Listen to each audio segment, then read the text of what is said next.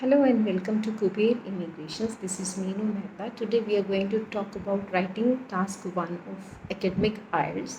Particularly we are going to talk about the process, how to solve a process. Many students wanted me to do this video in Hindi, so today I am going to explain everything in Hindi. First of all, let me tell you what is the time limit for this task and what is the word limit.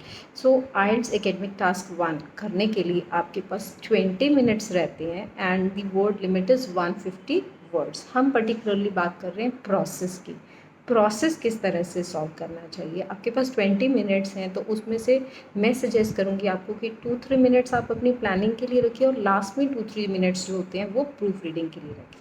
ठीक है. सबसे पहले let's not jump on to directly writing the task. पहले हम एक planning कर लेंगे, एक फ्रेमवर्क बना लेते हैं हम. उसके लिए सबसे पहले आपको क्या करना है, जो क्वेश्चन में आपको डिस्क्रिप्शन दे के रखा हुआ होता है आप उसके अंदर कीवर्ड्स को हाईलाइट कर लीजिए, नोटिस कर लीजिए, अच्छे से ऑब्जर्व कर लीजिए कि आपका जो ये प्रोसेस है कितने स्टेप्स में ख़त्म हो रहा है, जो टोटल नंबर ऑफ़ स्टेप्स उसमें इन्वॉल्व है वो कितने हैं, और हर एक स्टेप पर, क्योंकि आपको जब आप एक्सप्लेन करेंगे तो you don't have to miss any step. आपको सारे के सारे स्टेप्स एक्सप्लेन करने हैं तो अच्छे से लेबलिंग भी देख लीजिए हर एक स्टेप की.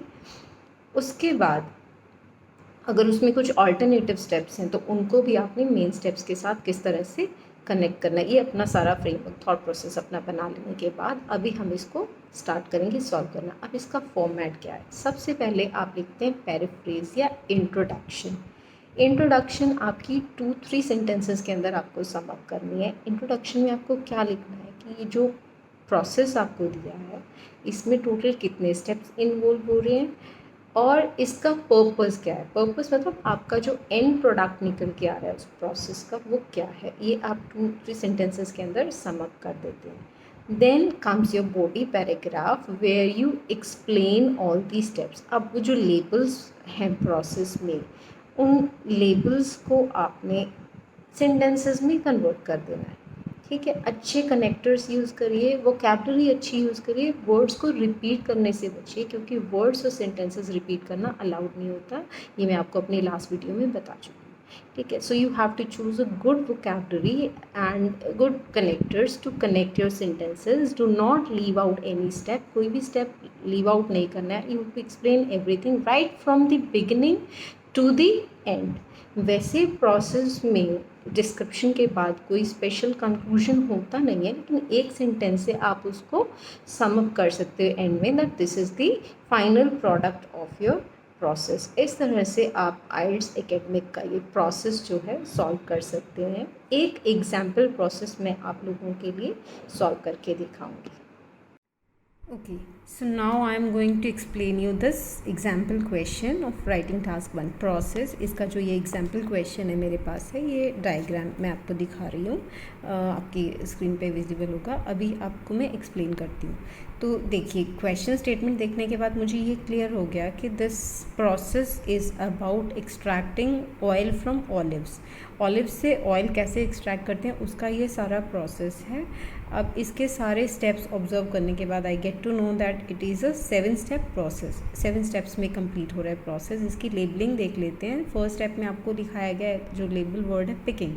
That means the ripe olives are picked और हार्वेस्टेड. ठीक है. इस तरह से आप इसका सेंटेंस फ्रेमवर्क में अपने बना लेंगे. उसके बाद जो सेकंड स्टेप है उसमें लिखा हुआ है रिंसिंग एंड कोल्ड वाटर, आपको यहाँ पे मेंशन किया हुआ है. इसका मतलब ये हुआ कि जो राइप ऑलिव्स हमने पिक किए हैं प्लांट्स से, उसको फिर हम कोल्ड वाटर में वॉश कर रहे हैं. उसके बाद यहाँ पर आपको इस स्टेप में ना, ये सेकंड स्टेप का ही जो ऑल्टरनेटिव यहाँ पर शो किया हुआ है उसमें इसको बेल्ट के ऊपर से निकाला जा रहा है. एक कन्वेयर बेल्ट है जहाँ पर ये क्रश हो रहे हैं ऑलिव्स. ठीक है.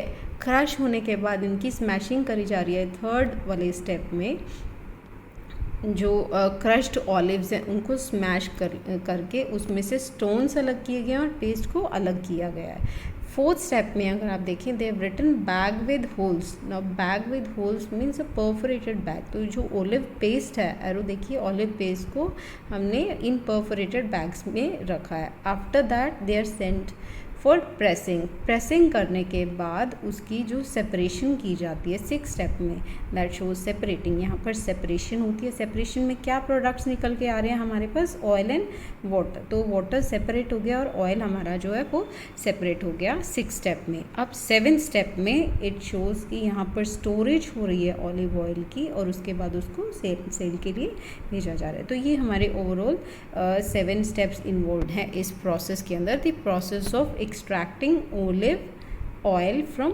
ऑलिव्स। ठीक है, अभी मैं आपको बताती हूँ कि हमने इसको किस तरह से लिखना है। तो आई टोल्ड यू अर्लियर कि जब भी आप सॉल्व करेंगे इस प्रोसेस को, आपको पहले पैराफ्रेज लिखना होता है। तो पैराफ्रेज में आप उसका इंट्रोडक्शन देते हैं जिसमें आपको ये लिखना होता है कि इसका पर्पस क्या है। तो हम वो लिखेंगे पहले, दी डायग्राम इलस्ट्रेट्स। अब यहाँ पर you have to use good vocabulary, I told you. तो आप इलस्ट्रेट्स, डिस्क्राइब्स, शोज, एक्सप्लेन्स, ऐसे बहुत सारे वर्ड्स आप यूज़ कर सकते हैं।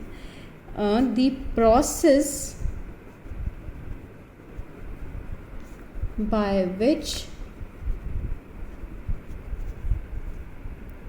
Olive oil is produced.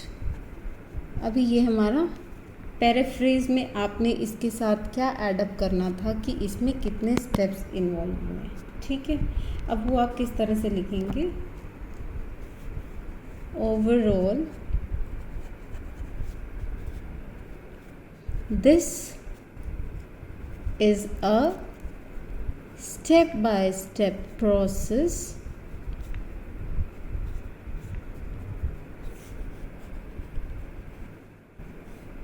that involves 7 stages या that is comprised of, ठीक है, that involves या that is comprised of। इस तरह से आप वेरियस उसमें फ्रेजेस यूज़ कर सकते हैं, that involves और comprised of। अब इसमें कितने स्टेप्स थे आपके, 7, तो you can write 7 stages।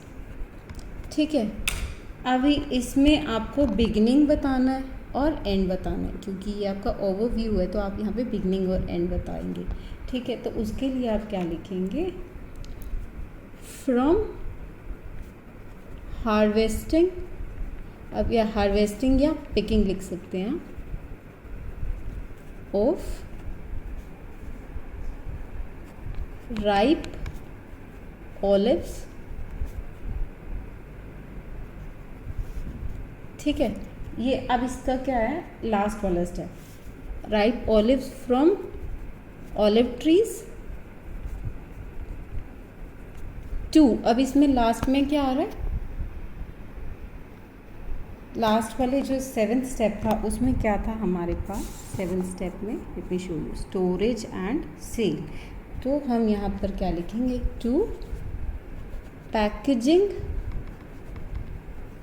And selling of olive oil